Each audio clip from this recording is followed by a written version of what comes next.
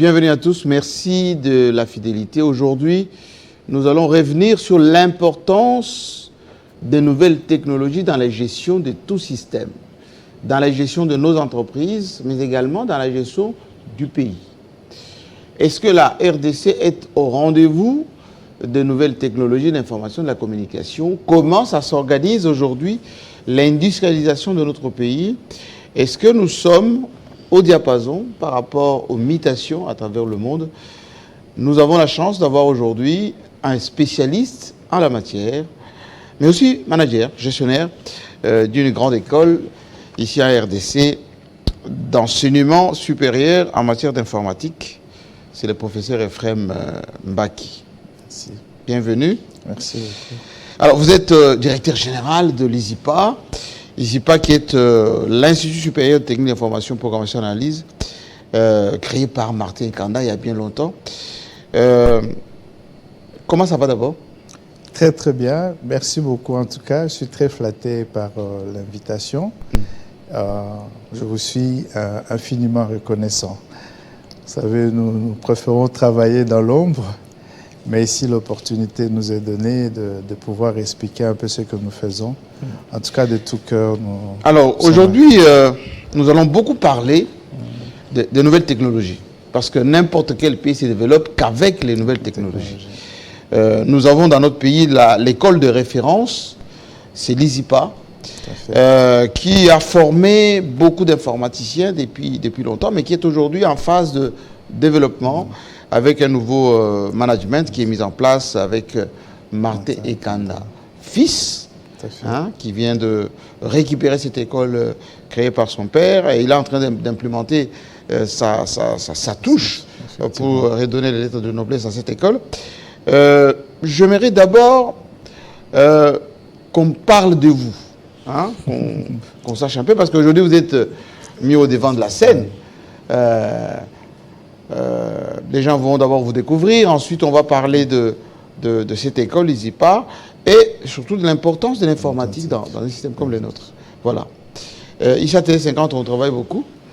Alors voici le portrait qui est fait sur vous. Et on se retrouve juste après. Il y a beaucoup de questions que j'ai préparées. Mathématicien, informaticien et docteur. Impressionnant. Ça, c'est vous, n'est-ce pas? C'est impressionnant. Le travail. Quelque chose à ajouter?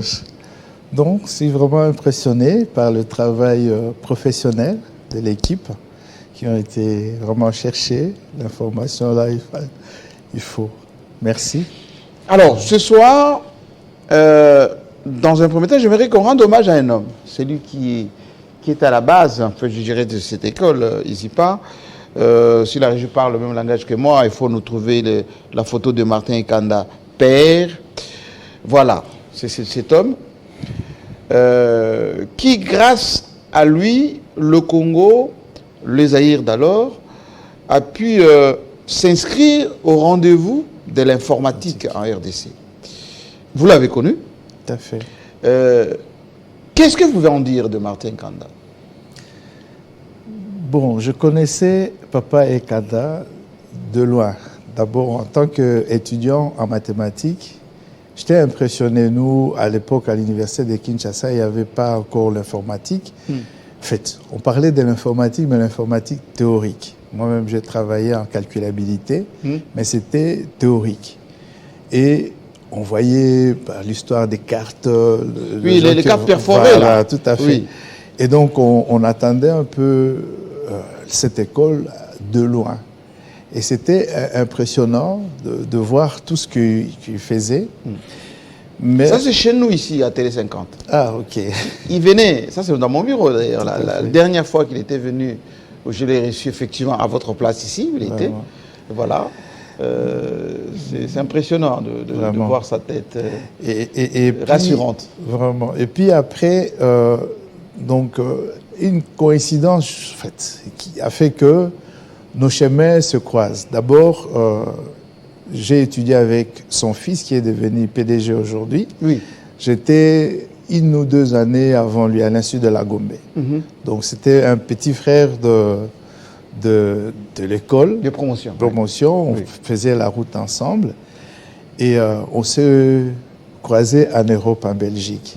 Donc, à travers un grand frère commun qu'on appelait familièrement Yabenz. Et c'est là où je fais la rencontre de papa, personnellement. Et quand il a appris que je travaillais dans un projet de l'Afrique, Migration pour le développement de l'Afrique, j'allais au Rwanda, au Burundi, pour développer, enseigner des systèmes, installer des systèmes informatiques. Il a insisté pour que je retourne au pays. Ici en RDC. En RDC. Alors que je suis parti en 96, donc ça faisait plus ou moins 12 ans. Et il a payé les billets. Lui? Oui, il a pris en charge le frais de transport, donc les billets et le logement. Il m'a logé à l'époque à l'hôtel Vénus, qui était encore de très bonne qualité. Il a pris en charge tous les frais. Quel type d'homme était-il, Martin Kanda? Un visionnaire. Un visionnaire. C'est après, quand il vous parle, parfois sur le champ, vous ne comprenez pas très bien.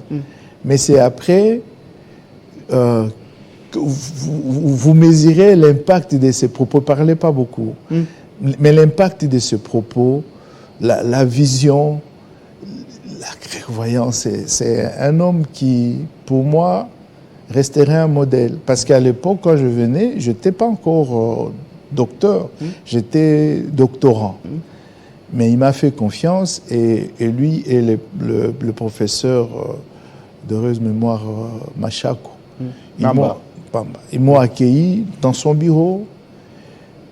Ils m'ont demandé pourquoi vous n'êtes pas encore docteur. J'ai dit, je travaille, j'ai un bon boulot, les conditions matérielles, financières, voilà, j'ai abandonné la thèse, je pense que ce n'est pas utile. Et tous les deux, vraiment, ils m'ont... Ils vous ont convaincu de faire votre thèse. Donc, c'est vraiment un papa pour moi. Plus qu'être un mentor, c'est un papa. Confidence pour confidence, c'est lui qui m'a convaincu d'ailleurs, il y a 15 ans, de venir enseigner à l'ISIPA. Lorsque je l'ai reçu pour qu'il parle de cette aventure merveilleuse, ISIPA, il a découvert effectivement le travail que nous faisons et il était très séduit, très impressionné. Et il m'a demandé, ça fait 15 ans, effectivement, et ça fait 13 ans que j'enseigne à l'ISIPA. Je suis fier de faire ce travail et l'honneur lui est rendu aujourd'hui. Et il a été honoré également par son fils, Martin Ekanda, fils, PDG actuel de l'ISIPA. La régie a certainement sa photo pour que les gens se rendent compte. J'aimerais qu'on mette la photo. Vous êtes 4, n'est-ce pas? Tout à l'heure, vous allez voir que le comité, voilà, voilà la photo qui doit... Présentez-nous cette photo, justement. Présentez-nous cette photo. C'était la première sortie du comité de gestion. Oui. Nous sommes allés rencontrer, saluer la directrice de la RTNC. Oui. Et donc ici, de gauche, à notre gauche, c'est le secrétaire général académique. Ok. En rouge. En rouge. Oui. Les PDG. C'est lui, Martin Kanda fils, qui est le nouveau président directeur général de cet établissement.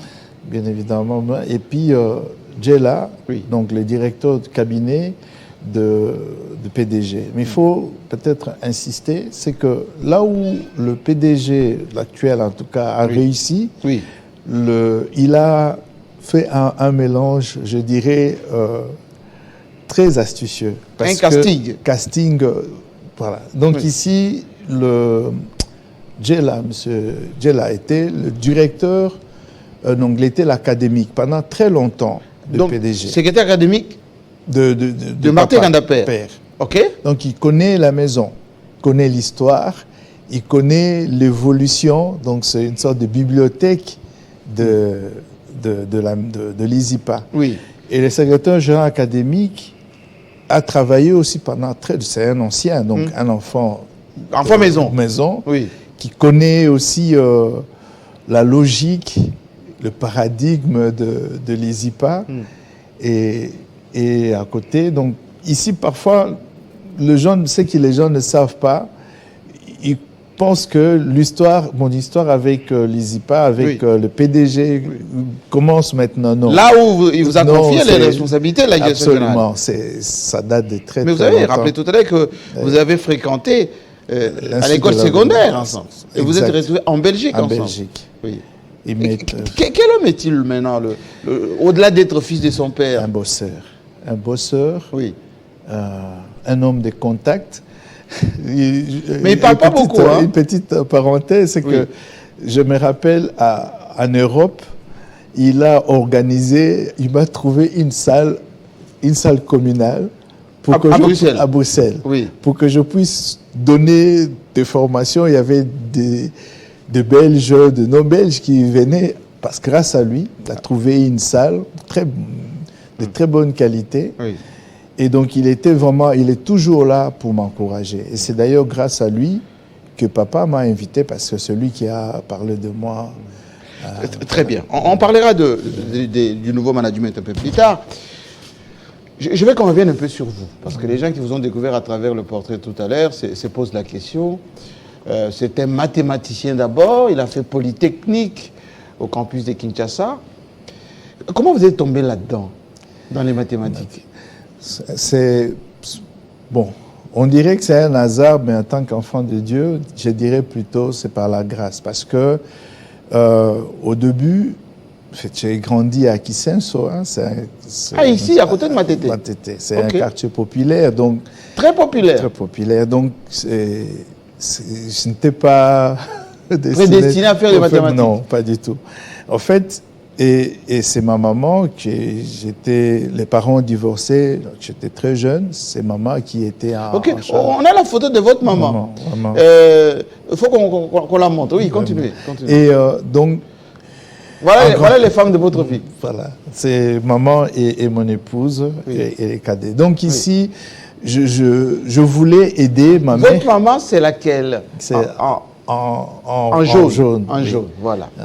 Et donc, papa n'était pas là, donc il fallait... Et puis je suis le fils unique, j'ai 6 sœurs, donc je suis deuxième de la famille. Donc dans mon idée, dans mon intelligence, c'était que je termine les études, d'autant plus que maman a beaucoup donné. J'ai étudié à l'Institut de la Gombe.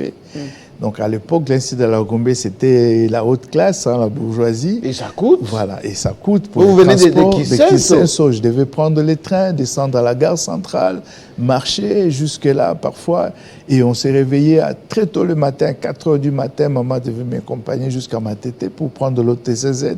Les gens se souviendront. Donc c'était vraiment beaucoup de sacrifices. Et en obtenant le diplôme, donc je me disais, je vais... Avant même d'obtenir le diplôme là, donc déjà à d'État, donc avant, donc au niveau secondaire, donc première année, deuxième année cycle d'orientation, je voulais aller faire l'école technique avec l'idée, je fasse 4 ans, donc le cycle court, 3 ans, donc 4, je ne sais plus, mais terminer pour commencer à travailler. Donc avec une perspective de faire une formation courte et commencer à travailler pour un peu aider maman. Exact. Oui. Et donc tout a commencé là. Donc je suis allé à l'Institut de la Gombe, retirer mon dossier pour aller à l'Itinjili. Et je trouve que mon dossier n'était pas là. Parce qu'à l'époque, l'Institut de la Gombe, c'était vraiment très grand. C'était les top, oui. C'était les Belges d'ailleurs. Il y avait 26 classes de première année CO et 13 classes de deuxième. Et donc, je demande mon dossier, elle me dit non, votre dossier n'est pas là, et on l'a transféré aux humanités. Il faut aller les chercher là-bas. Et les conseillers pédagogiques m'appellent, je ne sais pas ce qu'il est devenu, mais en tout cas, il a un impact sur ma vie. Je remercie le bon Dieu de l'avoir mis sur mon chemin. Il m'a fait asseoir pour me dire que je regardais vos résultats. Il y avait un concours qui était organisé à l'époque, qu'ils appelaient examen d'orientation. Donc, j'étais premier en mathématiques. En mathématiques? Oui, pour les 13 classes, il faut compter plus ou moins 30 élèves par classe, mais parmi les derniers en français. Donc, c'était vraiment choquant pour lui dire, vous êtes un scientifique. Il faut aller en sciences. Choisissez maths, physique ou biochimie, mais il ne faut pas faire l'erreur d'aller ailleurs. OK.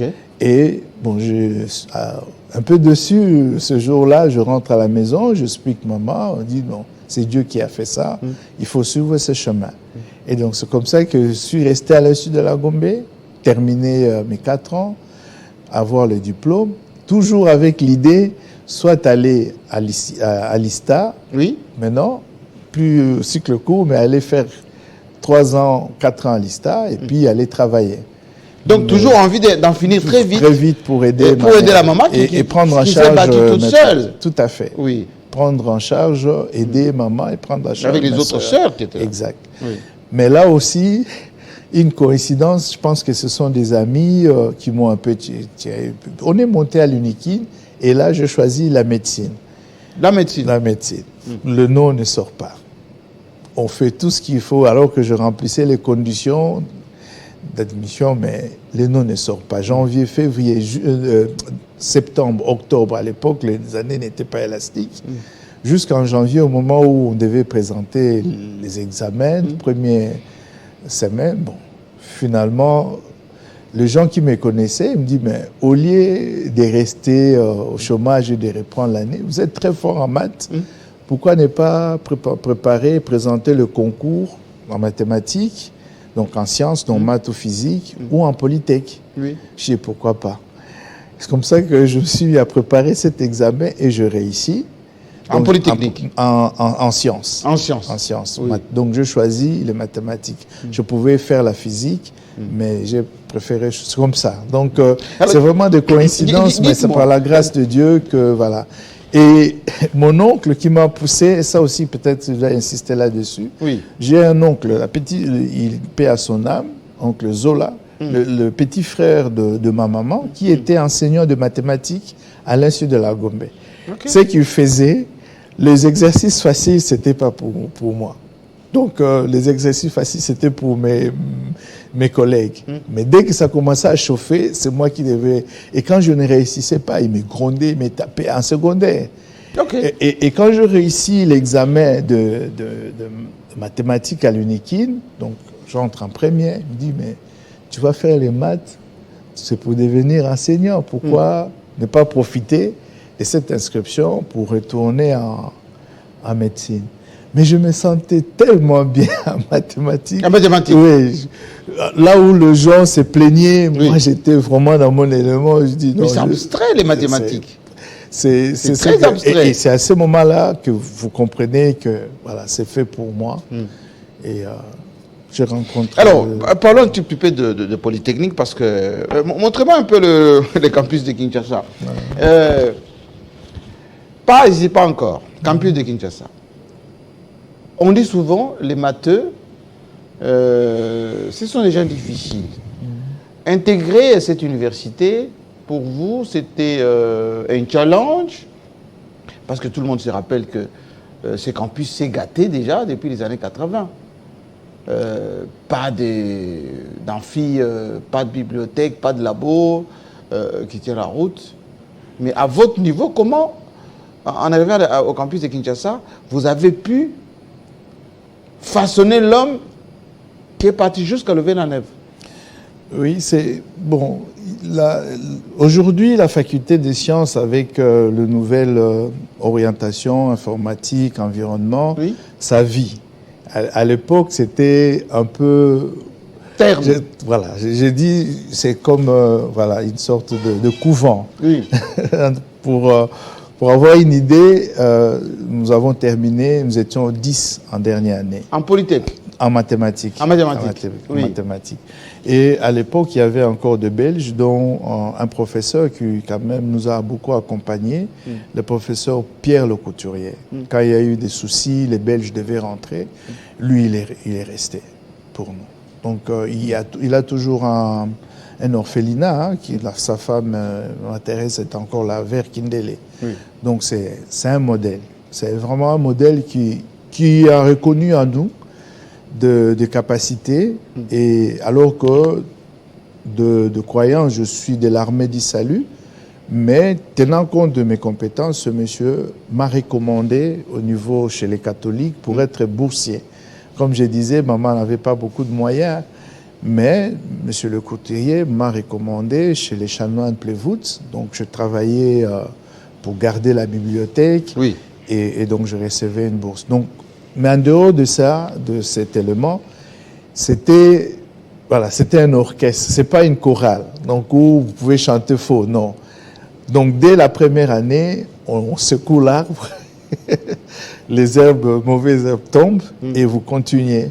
Donc, à partir de la 3e année, on savait qui devait être assistant, et voilà. Et vous avez été retenu assistant lorsque vous terminez? Oui, j'étais resté assistant, mais là aussi une coïncidence difficile à expliquer. Mais c'est à ce moment-là que j'ai pris une autre direction. Donc j'ai terminé seul en première session. On était 10. Mais tout de suite après, une coïncidence a fait que je me retrouve à l'ISTA. À l'ISTA? À l'ISTA. C'est là où je fais 2 ans d'assistant avec le prof Vunzu, je crois, paix à son âme. Donc, et là, vous enseignez quoi à l'ISTA? L'informatique, en fait, l'informatique générale, l'algèbre de boules, donc l'algèbre, en fait, les maths orientées électricité, parce que j'étais en électricité. Et un professeur Kassereka, je crois, qui était à l'époque l'adjoint de service de recouvrement à la RVA. Donc, il a appris qu'un jeune est arrivé. Il m'a appris une fois, il passait au bureau, donc c'était juste à côté, je viens, et puis bon, allons-y, allez, sans préparation. On arrive là, et puis coup de fil à l'époque qui était l'ESSEL, il dit, je dois partir. Il dit aux étudiants, je vous laisse mon assistant. Si vous avez des problèmes avec lui, c'est avec moi que ça va se régler. Et il n'est plus jamais revenu. C'est comme ça que... Et vous avez gardé ce poste? Mon poste est là, et je suis resté assistant 2 ans. Parce qu'on a la télé, je vais un peu embrayer sur ce chapitre, mais comment vous vous retrouvez en Belgique Justement, donc ici... Pour faire quoi? Comme je disais, j'étais chez ma mère, je travaillais, je gagnais un peu d'argent, et comme j'avais une sorte de... Comment expliquer ça? Une envie de partager. Donc, je donnais des cours particuliers à gauche et à droite. Donc, je recevais de ces cours-là un peu d'argent. Et j'étais chez ma mère, je n'avais pas de loyer à payer. Donc, le peu d'argent... Pas encore marié? Pas encore marié à l'époque, oui. OK. Donc, le peu que je gagnais, je mettais à côté. Et un jour, j'ai appris qu'à Namur, on a organisé une formation spéciale pour faire l'informatique. Et bon, j'ai tenté ma chance, j'ai envoyé mon dossier, été accepté. Et donc j'arrive là avec l'idée de faire la thèse de doctorat à Namur. À Namur. Mais on m'a dit que voilà, vous êtes mathématicien, vous devez d'abord faire les 2 années en fait, de licence spéciale qu'ils appelaient. Et donc c'est comme ça que je fais. Mais quand vous arrivez en Belgique, les conditions de vie, c'est pas pareil. Les conditions, on va dire, de travail, c'est pas pareil. C'était difficile. C'était très difficile. Il faut vivre aussi. C'était très difficile, je n'étais pas boursier. Donc l'argent que j'avais quand j'arrive, je paye le loyer d'une année. Donc heureusement pour moi, donc j'ai trouvé une bonne communauté congolaise que je salue. Les anciens, qui vous suit en ce moment. Voilà, les anciens des Namur.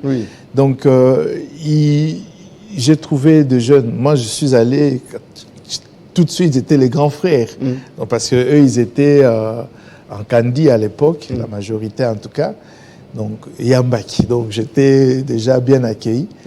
Mais au fur et à mesure, tout le peu que j'avais partait.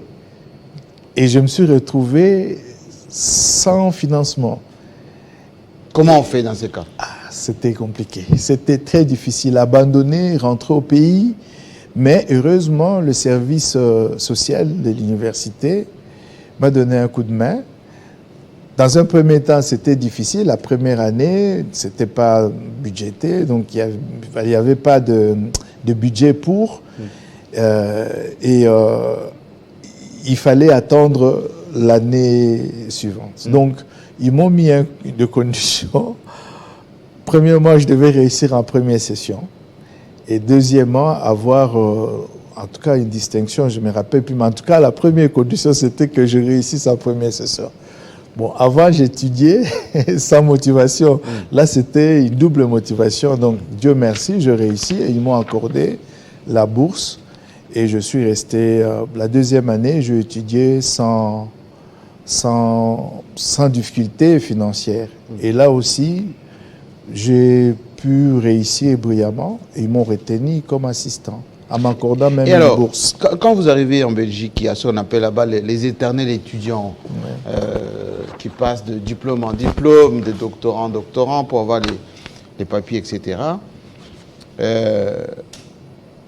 Vous avez pensé, une fois que vous avez quand même un peu d'emploi, revenir au pays, vous marier au pays.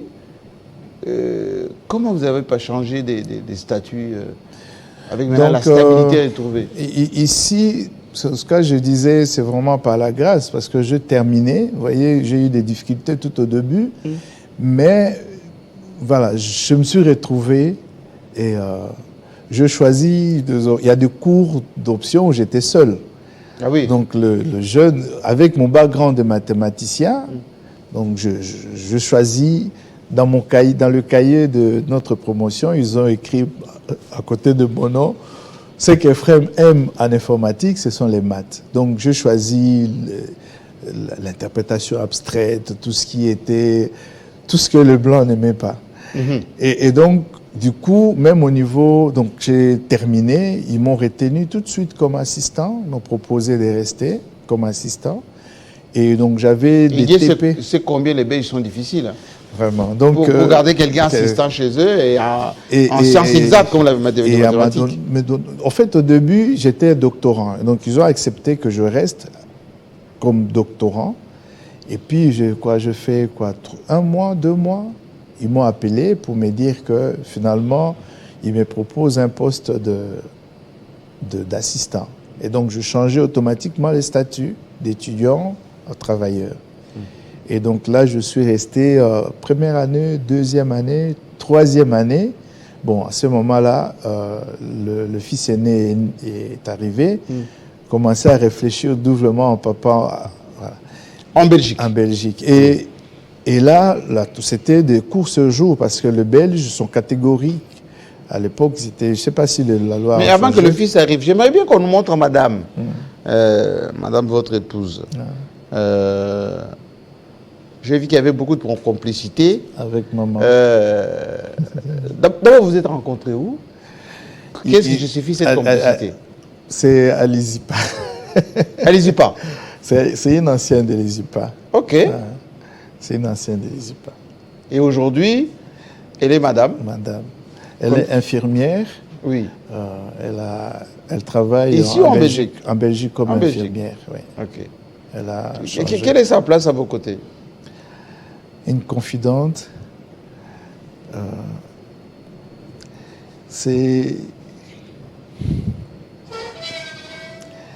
Ça fait chaud au cœur de voir la photo. C'est vraiment, sans elle, je suis désorienté. C'est-à-dire Dites-le maintenant, le monde vous suit. Vraiment. Elle me fait confiance. Vous voyez, par exemple, là, je suis ici au pays, elle reste avec les 3 enfants.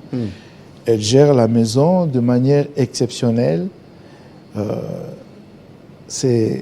Et je ne m'inquiète pas, parce que je sais que c'est une femme sérieuse, une épouse, une amie. Elle me raconte tout. Donc vraiment, il n'y a pas de secret entre nous. Elle me rassure. Je suis en paix. J'ai beaucoup de chance de la voir. Excusez-moi. Mais dites-le. Elle vous suit là. Je t'aime beaucoup, mon épouse. Mika, c'est comme ça que son petit nom, c'est Mika. Je l'aime beaucoup. Elle est tout pour moi. Merci. Qu'est-ce que vous aurez voulu lui dire et vous n'avez jamais dit? Dites-le maintenant.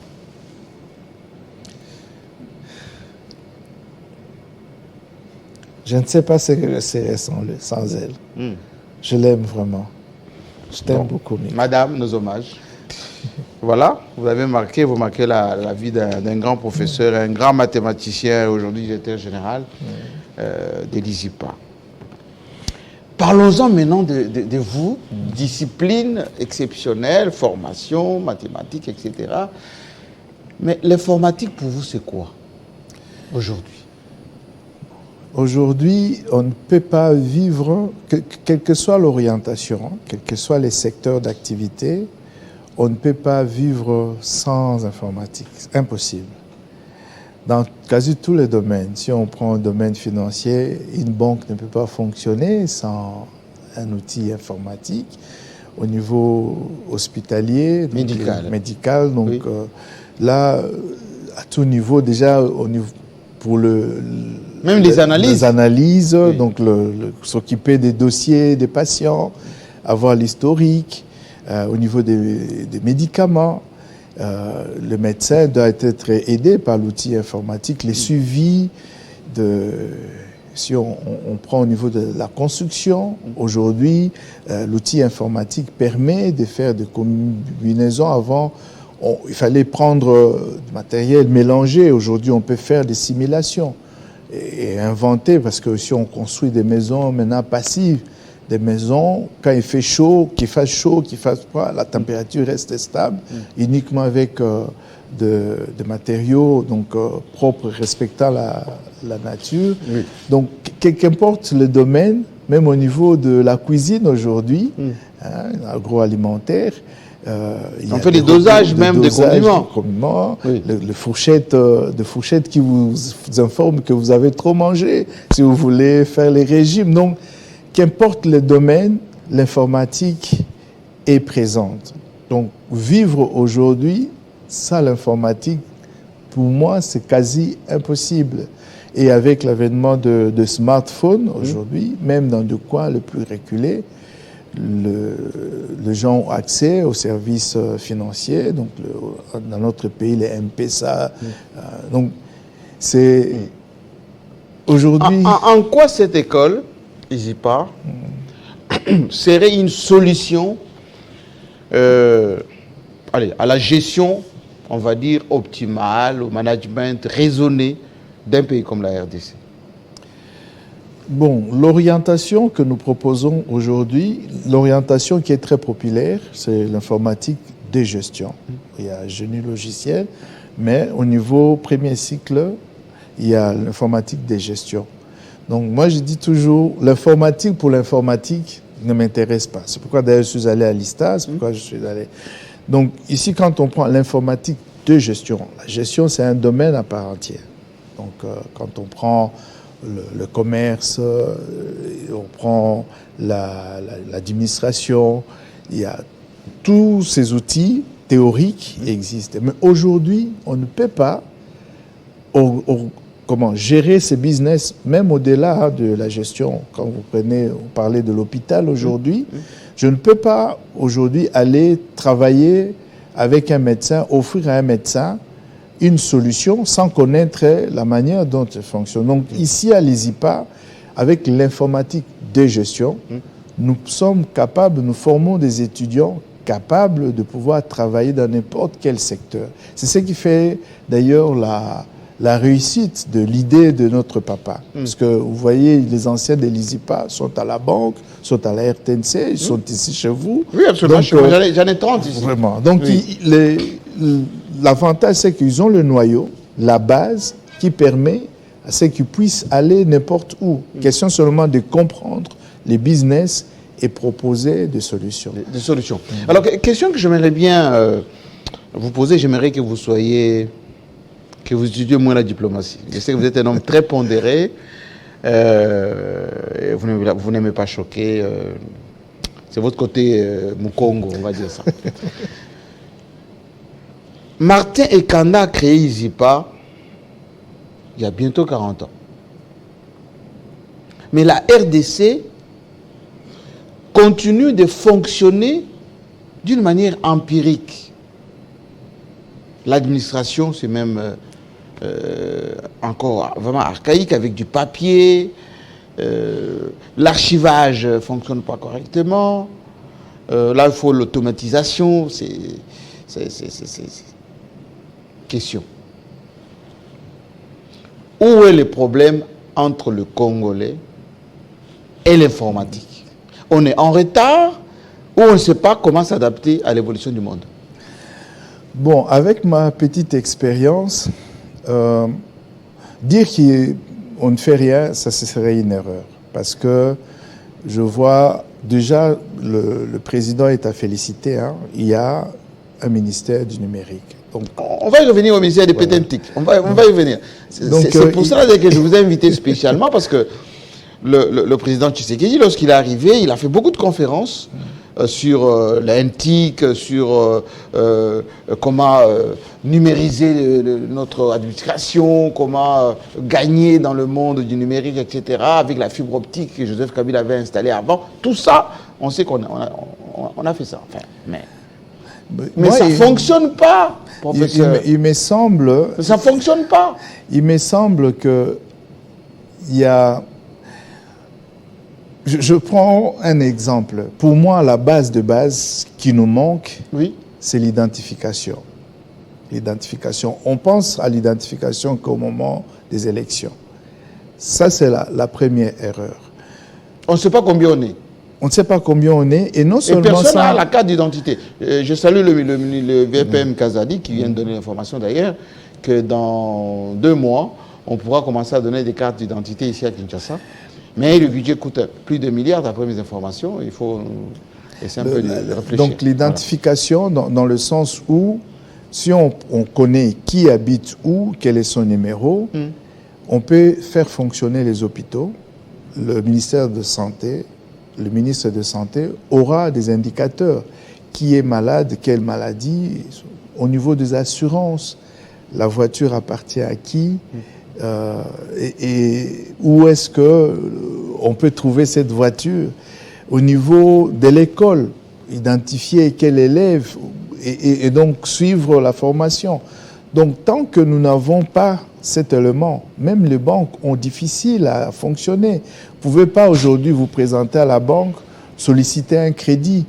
Le crédit n'est pas ce que on sait retirer au niveau de votre salaire. C'est pas par la carte d'identité. Donc, c'est derrière, on contourne les systèmes. Donc, il faut être travailleur quelque part, s'assurer qu'à ce moment-là, la banque donne un... Donc, le premier problème, donc vraiment sorti de la logique des élections, permettre à ce que les pays aient une base de données multifonctionnelle. La même base de données soit utilisée au niveau de la police, pour la délinquance, au niveau de la santé, au niveau des impôts, au niveau la même base de données. Et au moment des élections, c'est référé on va puiser dedans.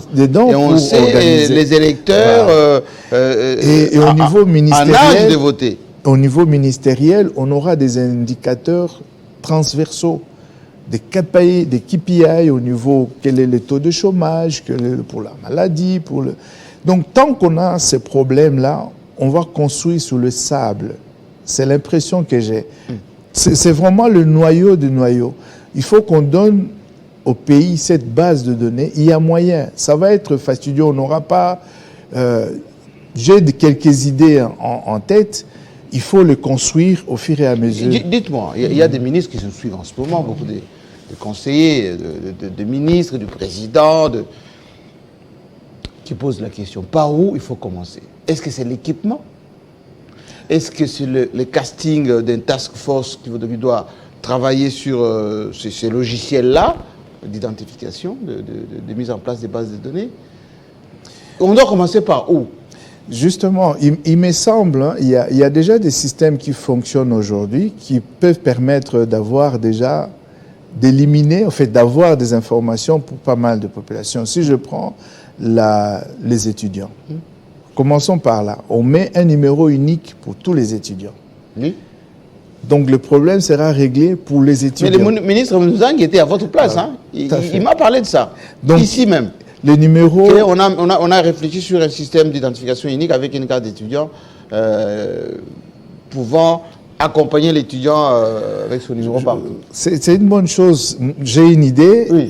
Peut-être rencontrer le... En tout cas, il faut concevoir la base de données pour que chaque université... Maintenant, le problème, c'est la mise en place aussi. Il faut voir, est-ce que ce que j'ai en tête correspond à ce que j'aimerais bien discuter. Pourquoi pas apprendre aussi de conseillers, de ministres par rapport à ce qu'ils ont mis en place.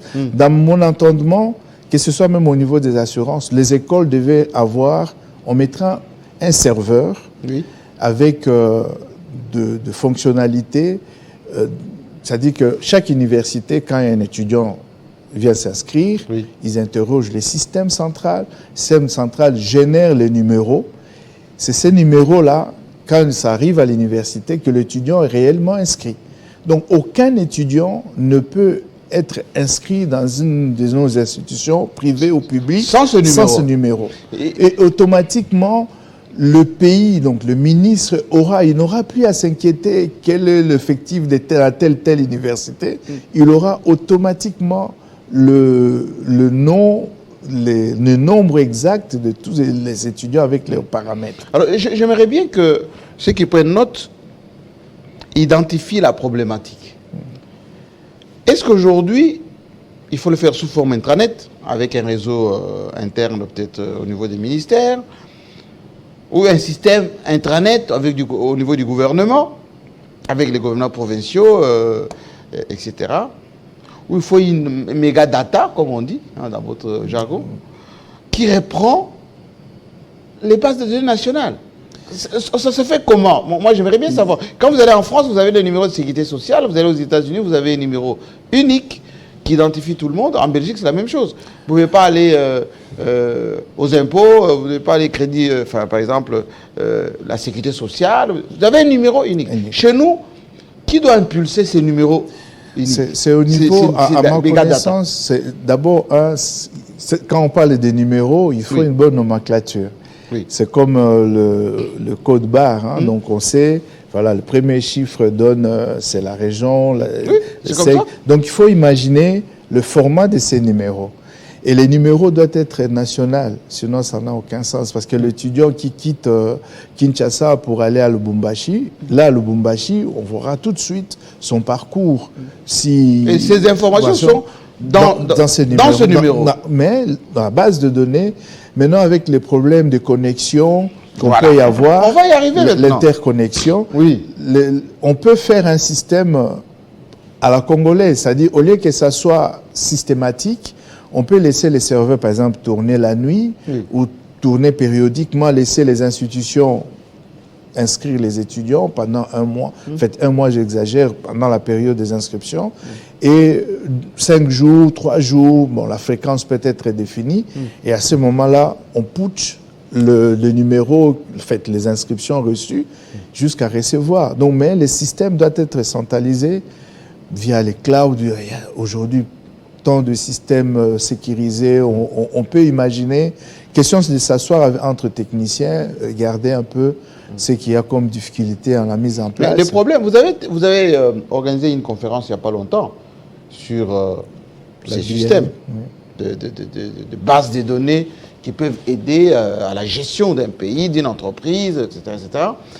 J'aimerais bien, pour la compréhension de tous aujourd'hui, faire une petite synthèse de ce que vous avez présenté, que tout le monde avait apprécié d'ailleurs durant cette conférence. Ça portait sur quoi? C'était sur la BI, la Business Intelligence Analyse. Donc la Business Intelligence, ce qu'on appelle l'informatique décisionnelle.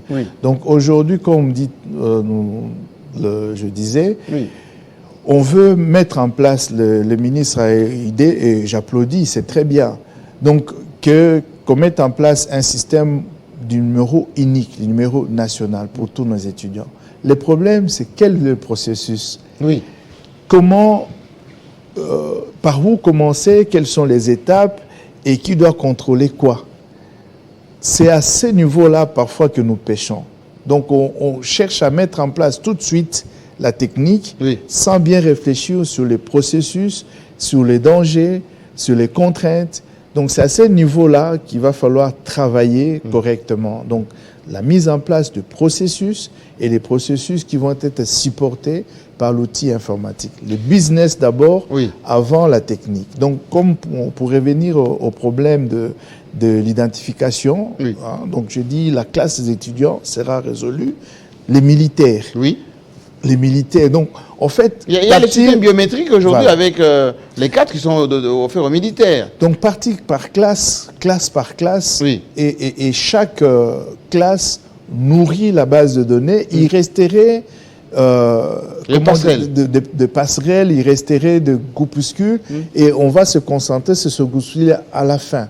Mais vraiment, tout le monde qui serait dans une corporation au niveau, au niveau de l'école, au niveau des universités, au niveau de la police, au niveau des hôpitaux, c'est-à-dire partir par profession et on aura une base de données qui sera, j'espère, apolitique, parce que c'est pas pour les élections. Apolitique, dites-vous. Oui. Qui ne peut pas être manipulé. Manipulé. Donc c'est vraiment une base de données avec une volonté d'aider les pays au bon fonctionnement au niveau digital. Tant qu'on n'a pas cet élément, il me semble qu'on va continuer à construire sur les sables. Alors, vous savez, il y a des gens qui nous suivent, hein? Il y a des questions qui tombent déjà. Les gens auraient entendu parler des centres de compétences installés au niveau de l'ISIPA. Qu'est-ce que c'est d'abord et ça va produire quoi, ces centres de compétences? Le centre de compétences l'ISIPA, que le PDG, merci à lui, m'a donné la chance de diriger. En fait, c'est pas nouveau.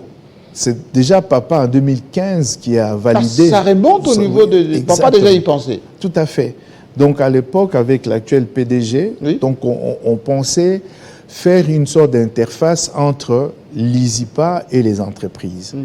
Mais aujourd'hui, donc dans la définition, dans la description de ces centres, Papa voulait assez que ce soit une interface interne et externe. Au niveau de nos étudiants, que ça puisse servir à coacher nos jeunes étudiants par rapport aux formations qui ne sont pas répertoriées dans le programme. Je prends par exemple la BI, je prends l'Excel approfondi, donc la bureautique, des choses basiques, mais qui sont utiles, mais qui n'ont pas dans le programme.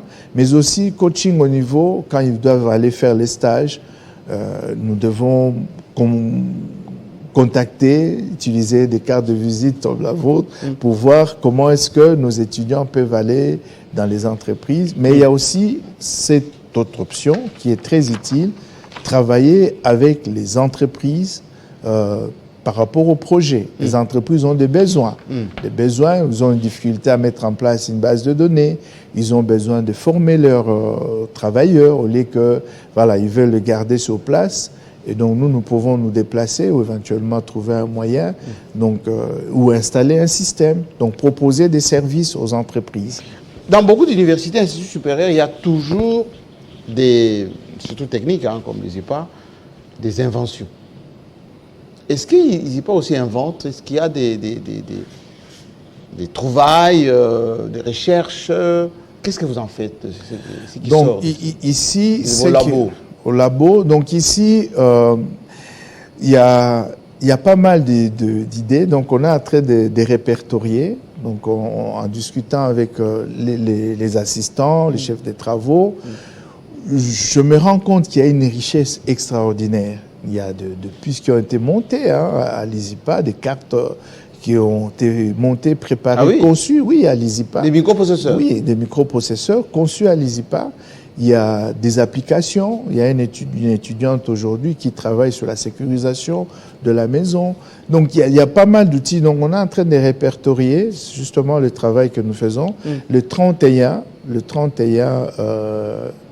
de ce mois, donc en fait de mois de mai, il y aura Demotech. Donc nous organisons... Demotech, c'est ce qui a été trouvé, ça sera maintenant vulgarisé. Voilà, tout à fait. Donc nous avons trouvé un moyen pour inviter aussi d'autres écoles, d'autres universités, mais ça serait l'occasion pour nous de présenter tous les produits, parce que ça ne sera pas en une journée, on va organiser 5 jours, où on va présenter tous nos produits Alors, de développement de logiciels. Avec cet élan impulsé par le nouveau PDG, ça coïncide avec le système LMD, que beaucoup d'universités maintenant essaient d'appliquer. Comment vous allez faire la mutation entre l'ancien système et le système LMD? Et ça sera facile avec les réalités, on va dire, de Kinshasa. Bon, le système LMD... LMD, pour ceux qui nous suivent, c'est licence, master et doctorat. Donc ici, le système LED est positif dans le sens où ça permet la mobilité. Donc les étudiants qui quittent le Congo pour aller en Europe, aux États-Unis, comme c'est le même système, bon, ils sont toujours très regardants au niveau de programme, le nombre de crédits, quels sont les crédits, les cours que vous avez suivis. Il y a aussi un autre avantage, l'étudiant est au cœur de la formation. L'enseignement n'est plus escathédral, c'est-à-dire que le prof est devant, il donne des instructions, l'étudiant, on lui donne des directives, participe à sa propre formation. Mais cela nécessite de moyens. Cela nécessite de moyens. Bon, je ne veux pas jeter la pierre au ministre. Je pense qu'avec le peu de moyens qu'il a, il fait déjà beaucoup, mais il faut continuer parce que le programme ne doit pas rester statique.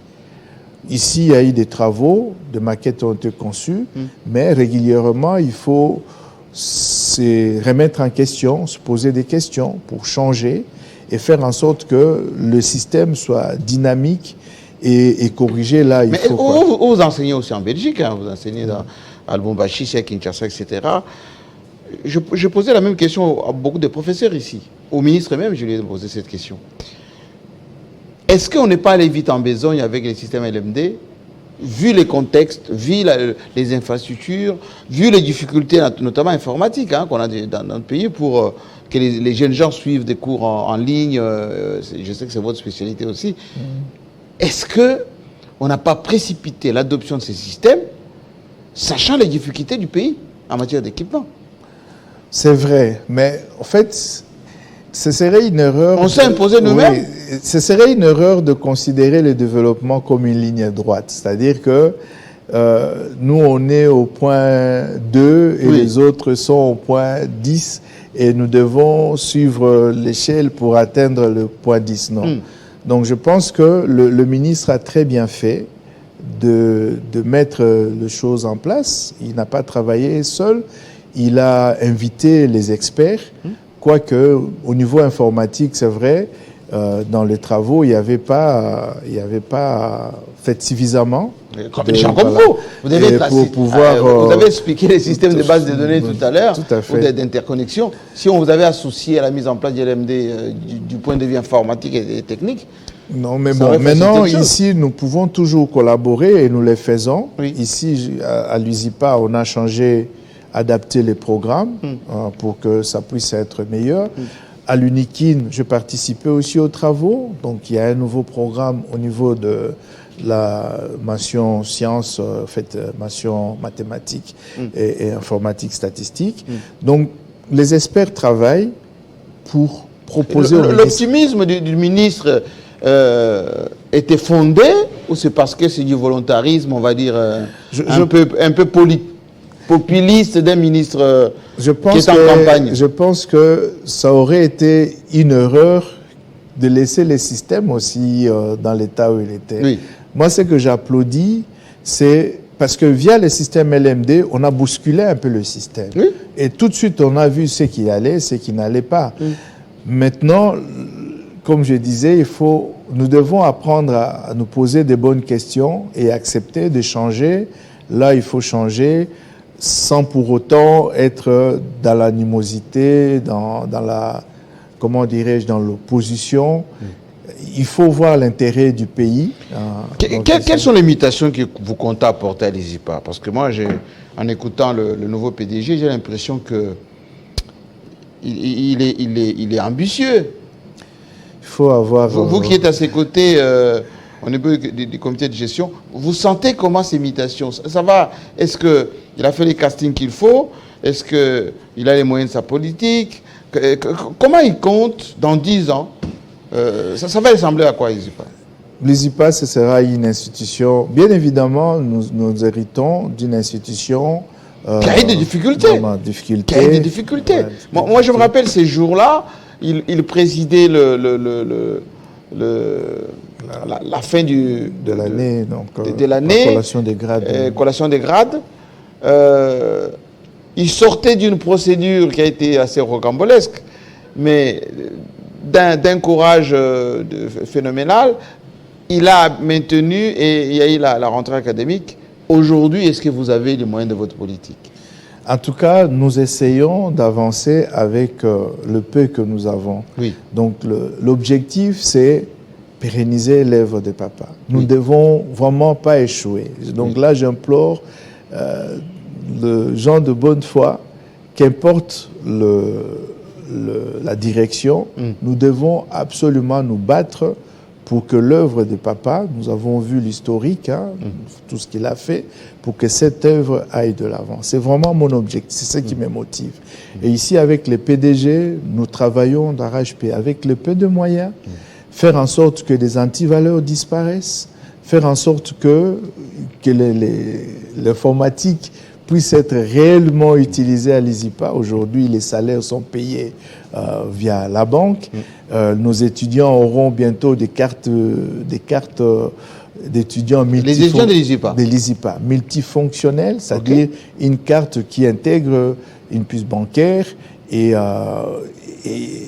qui peuvent exploiter une carte même en dehors de l'établissement. Oui. Donc, de manière à ce que dans le cadre de cours d'entrepreneuriat que nous enseignons d'ailleurs tous les deux, donc faire en sorte que les étudiants puissent sortir un peu d'un esprit manuel hors système informatique dans un système informatique.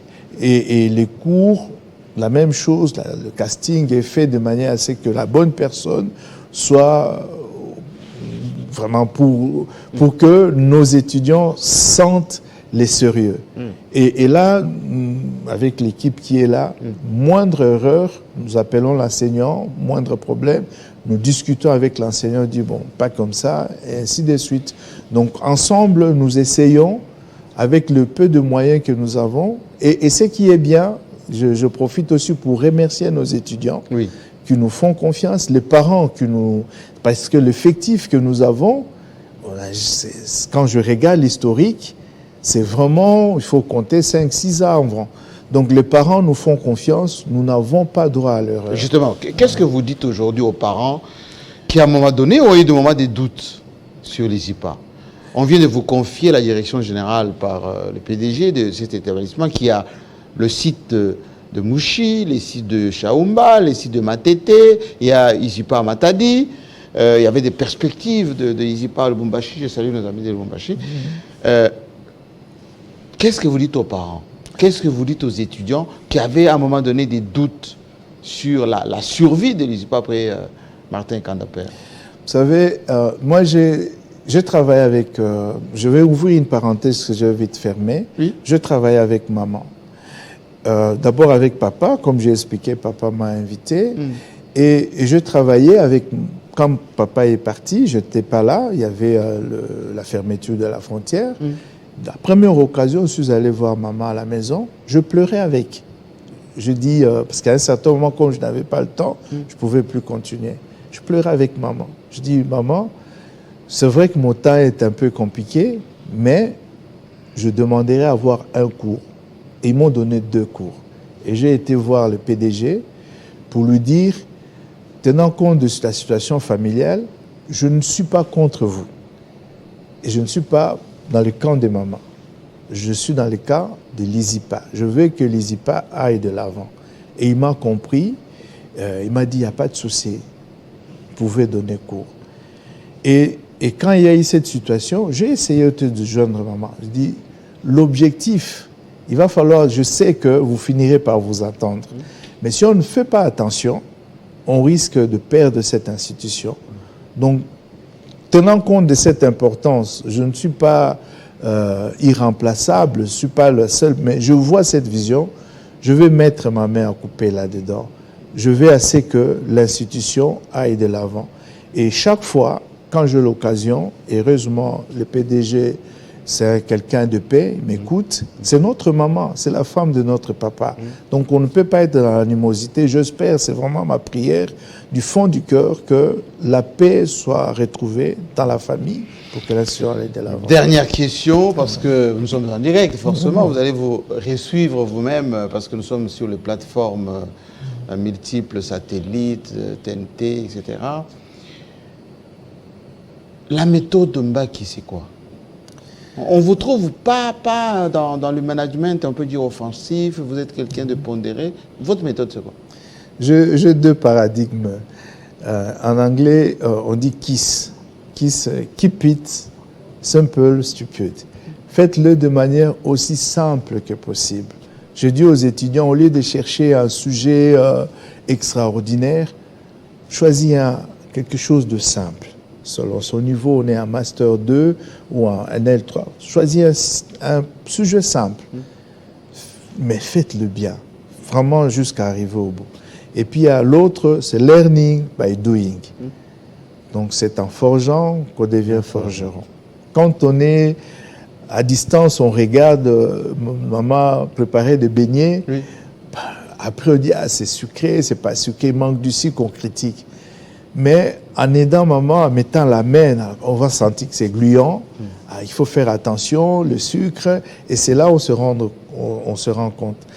Donc ici, je pousse vraiment les étudiants à travailler, et ils savent, quand je suis là, je n'aime pas voir les étudiants dehors. On a toujours à faire. Donc, voir les étudiants dehors, pour moi, c'est insupportable. C'est les discours que je tiens. Et j'ai vraiment l'impression, c'est ça ma satisfaction, c'est pourquoi je me réveille tout le temps motivé, que les étudiants, en tout cas, même les assistants, écoutent les discours et on est ensemble. Merci beaucoup, monsieur le directeur général. Et je salue le PDG qui devait nous suivre d'ailleurs cette émission en direct. Je signale à ceux qui nous suivent que c'est aussi mon directeur général parce que moi, je suis enseignant à l'ISIPA et on partage le même cours d'entrepreneuriat. Excellent professeur. Vous avez compris que notre pays a besoin de l'ISIPA, a besoin de rationaliser la démarche, les bases de données, l'identification. Au-delà de cela, on ne peut rien faire. Voilà, vous avez des éminences grises ici, bons mathématiciens, qui peuvent vous aider dans vos algorithmes pour comprendre un peu. Merci beaucoup. Merci à vous pour l'invitation. Je sais que vous êtes partagé entre Kinshasa et Bruxelles. Restez, en tout cas, aux côtés de ce pays qui a besoin de votre expertise. Merci beaucoup. Merci à vous. Dans quelques instants, la prochaine diffusion de cette émission, c'est bien évidemment en ligne, en VO, en vidéo à la demande, VOD, et rediffusion demain, après-demain. Naturellement, Télé 50 est toujours à votre disposition. À très bientôt. Merci beaucoup.